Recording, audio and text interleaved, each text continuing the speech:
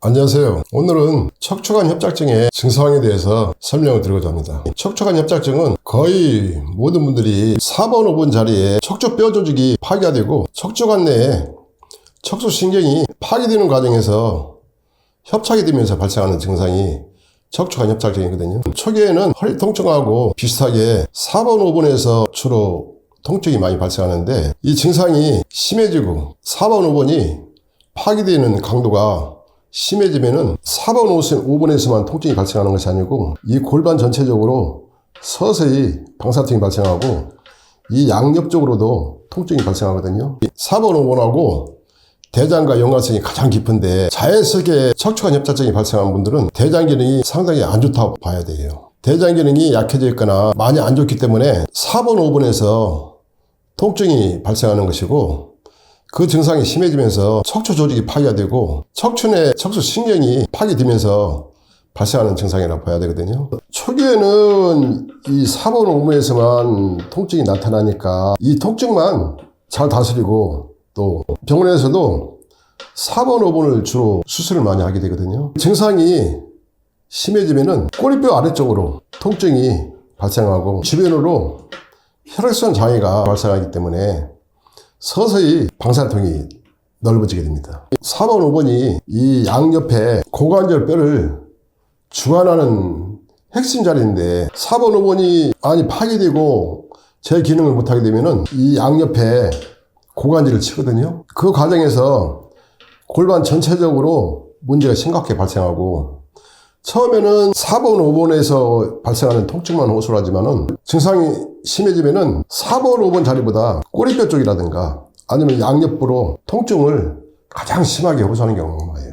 골반 전체적으로 제 기능을 전혀 못하는 문제가 발생하거든요. 저도 지금까지 23년 동안 척추관 협착증 환자분들을 치료를 많이 해드렸는데 그분들을 보면은 거의 모든 분들이 4번, 5번 자리보다 꼬리뼈에서 이 고관절 사이 이쪽에서도 통증을 호소하는 분들이 상당히 많이 있고 또 고관절에서 발생하는 통증 때문에 고통스러워하는 경우가 상당히 많았어요. 근데 그런 분들을 4번, 5번만 다스려가지고 근본적인 치료가 안 되거든요. 골반 치료는 제대로 치료가 안 돼요. 그래서 저한테 치료하신 분들한테는 4번, 5번이 가장 큰 원인이지만은 현재 겪고 있는 가장 큰 고통 부위를 먼저 다스려서 안정을 시켜주고 그리고 고관절 쪽으로 통증 치료가 되면은 2차적으로 이 꼬리뼈 쪽으로 통증이 있을 경우는 꼬리뼈를 다스리게 하고 그 다음에 골반 치료가 어느 정도 이루어지면은 4번, 5번에서 통증을 많이 호소하게 되거든요. 그런 상황이 되면은 그때는 4번, 5번을 다스리게 하고 있어요. 그리고 이 골반 전체적으로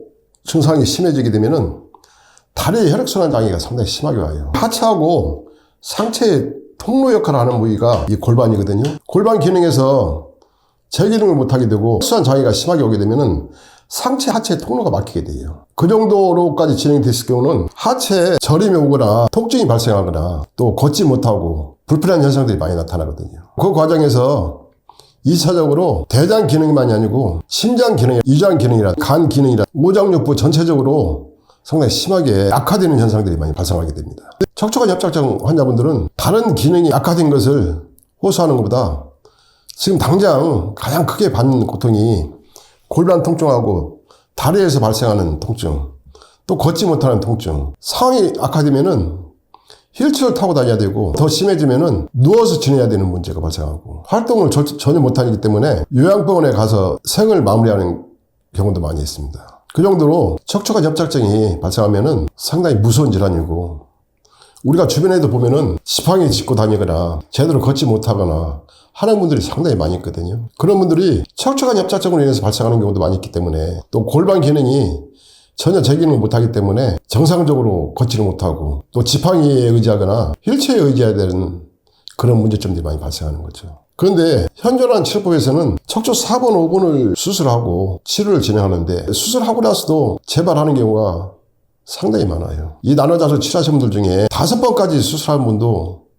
몇 분 있었거든요. 한 분은 익산에 계시는 60대 주부이셨고 그분은 척추를 4번 수술하고 나서 다시 재발해서 수술해야 할 상황인데 병원에서는 수술 불가 판정받고 복부 쪽을 절개해서 수술했다고 하더라고요. 그런데도 계속 통증이 발생하고 걷지를 못하고 하는 과정에서 이 나노자석으로 치료했는데 상당히 좋은 치료 결과를 받았어요. 일상생활하는데 큰 불편함 없을 정도로 치료가 잘 됐어요. 또 한 분은 목사님 부인이신데 이분도 5번 수술하시고 또 고통이 심하고 걷지를 못하고 활동을 할 수 없으니까 누워서 지냈던 분인데 6번째 병원에서 수술 날짜 잡아놓고 기다리는 과정에서 저하고 인연이 돼서 이 나노자석으로 치료했는데 지금은 일상생활하는데 전혀 지장도 없고 걸어다니는데 큰 불편함도 없고 활동을 잘 하신다고 그러시더라고요. 나노자석으로 치료하게 되면은 가장 통증이 심한 부위 위주로 치료하게 되는데 한 2, 3개월씩 나눠서 치료하게 되면은 또 증상에 따라서는 요추 4번, 5번에서부터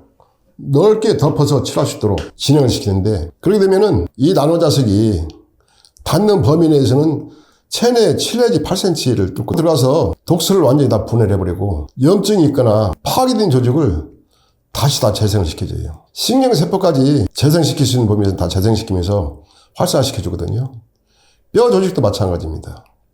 뼈 조직도 통과를 하면서 조골세포를 활성화시키고 다시 재생시킬 수 있는 뼈 조직은 다 재생을 시켜버려요. 그런 과정 속에서 환자분들은 그 전에 느끼지 못했던 치료 결과를 얻게 되고 몸도 가벼워지고 일단 통증이 없으니까 편안해지고 또 염증이 발생하면은 염증이 발생한 부위를 중심으로 주변에 파괴되는 조직이 많이 발생하거든요. 그런 파괴된 조직을 다시 재생을 시켜버려요. 처음에는 반신반의했던 분들도 많이 놀라고 주위에 허리 아픈 분들한테 소개를 하는 경우도 참 많이 있어요. 나노자석으로 이 전체를 넓게 다스리게 되면은 탁해진 혈액을 선홍빛으로 분해를 하거든요. 그렇게 맑아진 혈액은 구석구석에 제대로 영양소 공급을 하게 되고 그 과정 속에서 다리가 저리거나 불편하거나 걷지 못했던 현상들이 다시 회복이 되거든요. 또 이 나노자석으로 치료하는 과정에서 한 달을 치료하든 6개월을 치료하든 1년을 치료하든 끊임없이 치료가 진행이 되기 때문에 치료하는 만큼 몸에서도 상당히 크게 변화가 나타나요. 또 본인이 몸이 좋아지고 있는 것을 느끼기 때문에 상당히 재미있게 치료할 수 있는 거죠. 그리고 이 나노자석은 일반 자석하고는 성분이 다르기 때문에 일반 자석처럼 한 1년이나 2년 쓰고 나면은 자력이 소멸되는 것이 아니고 반영구적으로 자력이 유지가 돼요. 그래서 한번 사용하시게 되면은 반영구적으로 끊임없이 내 몸을 관리하고 치료할 수 있고 또 재미있게 치료할 수 있는 것이 상당히 큰 장점이라고 할 수 있어요. 지금까지 23년 동안 척추관 협착증만이 아니고 허리 통증 때문에 고통받는 분들도 이 나노자석으로 효과도 많이 받고 또 완치까지 진행하시는 분들도 상당히 많이 있어요.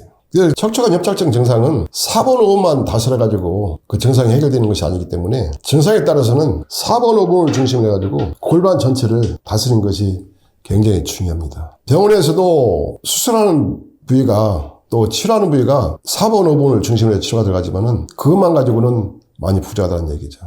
오늘은 척추관 협착증이 발생하신 분들에 대한 여러 가지 증상에 대해서 말씀을 드렸고 다음에는 이 나노자석으로 척추관 협착증을 다스린 분 중에 증상이 심했거나 많이 안 좋았던 분들, 걷지 못했던 분들 위주로 치료 후기를 설명을 드리도록 하겠습니다. 감사합니다.